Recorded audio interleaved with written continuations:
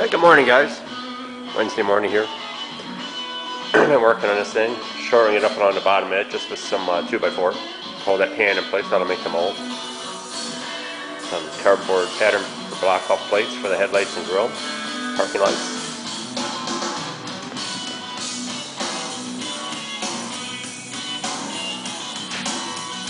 It's pretty nice here today. About 75 already here. Chevy over here in storage for now. So today, UPS guy has been here. Let's see what I got. Another spray gun.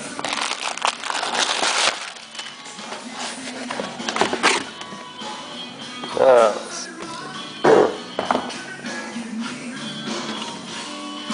This one was off of eBay. Through, what's that company's name? TCP Global. 2.5 tip.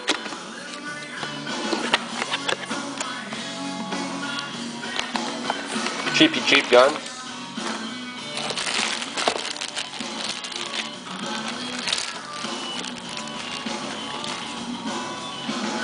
Yeah, I know what I'm saying. I don't really like these aluminum cans either, the press-in lids. This one feels tight, but I like the plastic screw-ons much better.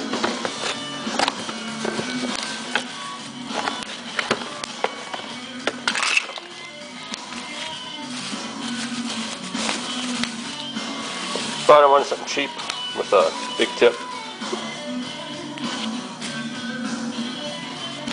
Pretty green.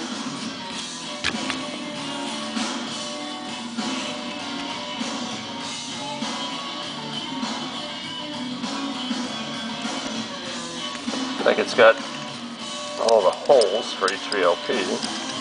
See what it's got on the inside. Yeah, looks like it does.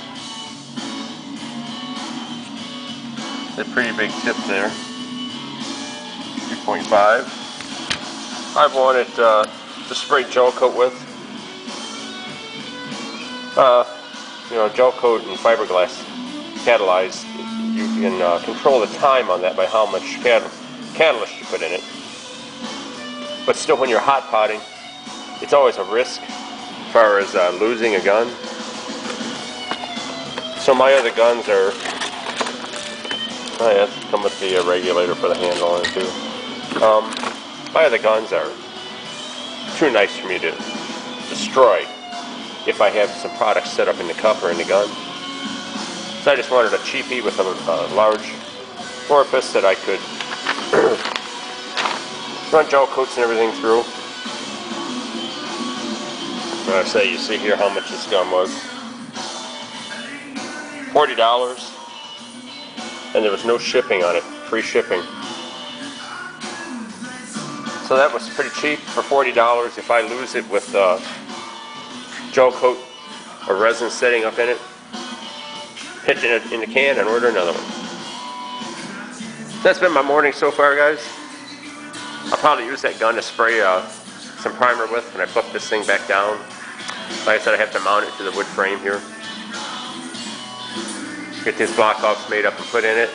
Then I'll put it back down. That's when I'll mount it to the frame, and I'll go ahead and reprime it. Finish up the body and prep on it. There were some pock marks on the inside of these fender lips. Right there's one. I have to go back and I want to finish those off with it upside down. Different Duraglass here where I fix these. Smooth these off some. Pretty big one right here. Pretty big chip. So I'll put some filler on those. Take care of those places.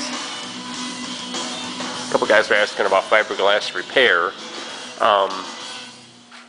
You can see right here, there used to be a hole right here, probably for a hood pin. I fiberglassed it over the inside, come to the outside, put some fill in it, stab a little divot right here, come back and finish filling that. I had to chuckle. There's a bolt, or I should say a nut, But some really rough looking fiberglass for holding it to the inside of this hood. I don't know if they used it for a hold down or what in the world. Maybe they put cables through it so it wouldn't flip forward too far. Of course, right here on the other side, it just shows me they didn't prep the area underneath. They pull loose, come right off. You know, here's some places that I fixed. This area right here where it looks like it's still wet, I fixed that. There's a strip right here that runs. You can see right here where there's another pin. That strip runs all the way down. This hood was very thin, right where the hood lines were on the other side of it. So it looks like the fender and hood split. It was very thin. I come over here, and you can actually see some light that was showing through. Very, very thin. So I fiberglass that. I'm very neat when I fiberglass. I don't like cleanup afterwards. Any loose hairs that stick out, when I do something like this, for the most part, I stick them all down so my finished sand over it is just a scuff. Like I said, as we get going on this, I'll show you more. Fiberglass repair is no different than fiberglass layup. A lot of people, when they put fiberglass down, they overwork it. The idea is to put it down tight and push the air out. Work it in. Let's say when we start laying up, I'll show you some stuff on this layup part. And you say repair works no different. You apply the fiberglass the same way when you repair as you do when you lay up the part. So that has it for this morning, guys. I said, work on this thing here today. Maybe I'll make another video later today and put them together. Get something up by this evening. Alright, have a good day, guys. Well, guys, not much work on the front end today. Been mowing lawn. My wife was off today, so we usually take all of our outdoor plants and we put them in the basement. I have 3 grow lights down there, and we got them out today. This is what they look like after being in our basement all year. Can you believe these things are blooming? It's supposed to be seasonal. They always do pretty good. These are going to bloom pretty soon here too. Some of our cactus plants. Started those from real small ones.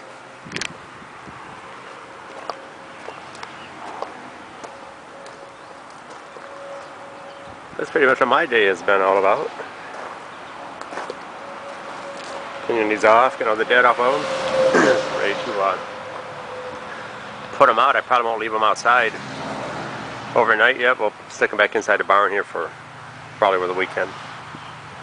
Get them used to the sunlight a little bit more at a time here. Alright. Check out the front end here. Hey guys.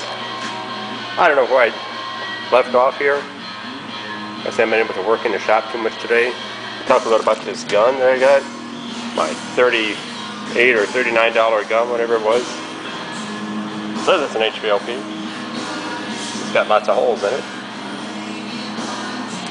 It says it's a, gosh, what is it, an AS 1009. That came with a regulator. I only had to put the coupling on it. These aluminum cups, I'm not usually too fond of those. But this cap does fit really tight. Gosh, I can't even get it out with one hand. It's got, say, the barbed rings on it, and it does really snap in tight. I guess I'll find out if I'm using it and I dump something out with it, huh? Like I said, I got this to spray my gel coat and resin with. 2.5 tip on it. That way, if by chance, since I have to hot pot all these, if it happens to set up prematurely on me inside the gun or anything, and I do happen to lose a gun, $39, 40 bucks. That's not too hard to swallow. When Tommy said he got a gun a while back and it didn't even come with a spanner. Very generic. But it did come with a spanner, wrench, and brush, some filters. I never use the filters. Yeah, even the instructions look real generic, but that's how cheap things are today. So, anyway, I went to the mailbox today, and yeah, that was my Harbor Freight tool catalog, and Had this yellow envelope in there. Look at that. Don't let your meatloaf. I think we all know who this is from.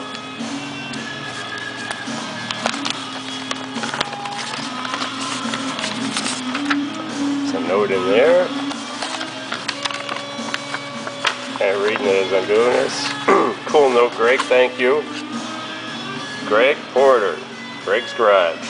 Very cool. Very cool. Thank you again, Greg. I appreciate that. I like the note too. You hit it right on the head, buddy. I'll show you guys something I do with my stickers and decals. I did this for years on the race car and everything too. How do you like that? Magnetic vinyl. I'm sure our sign guy knows about this stuff and get us for us if anybody wants it. I worked at a local amusement park for over 20 years, and our sign shop was part of our division, so I had access to this kind of product. So there you have it. They're magnets. So Greg, yours is going to become a magnet also. I said this stuff comes in sheets. Stick it on your car. I run my decals on my race car like that for many, many years. Peel them off and change them as you want. Won't hurt your paint job. So, all I can say, thanks again, Greg. I'll have to get some stickers made up, I think, now. I didn't get to work much on this thing today, but I'm back on it here this afternoon, and I said you can see some low marks. I always circle my lows with a pencil. And then if they're high spots, I X them. Right here, it's a high. I X the highs and I circle the lows. So I put a little more filler on this. Some sanding on it already. On all these edges for there's still more pinholes and unevenness.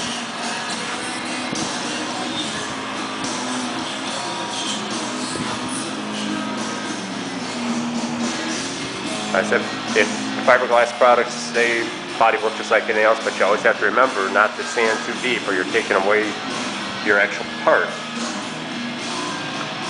So it's 10 to 5 here today. I don't know how late I'm going to work in the shop tonight. Maybe another hour or something like that. Get these other spots, the filler put on these other spots, and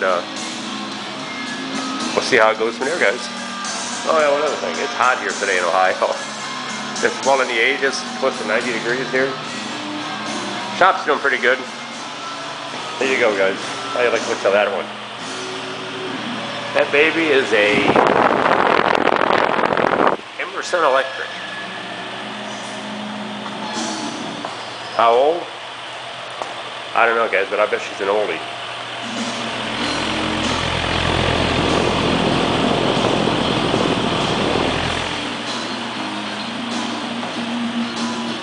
That nice safety cage on that steel blade. It's running on low right now. I think Greg's decal here. You can kind of see this baby puts out a nice soft grease.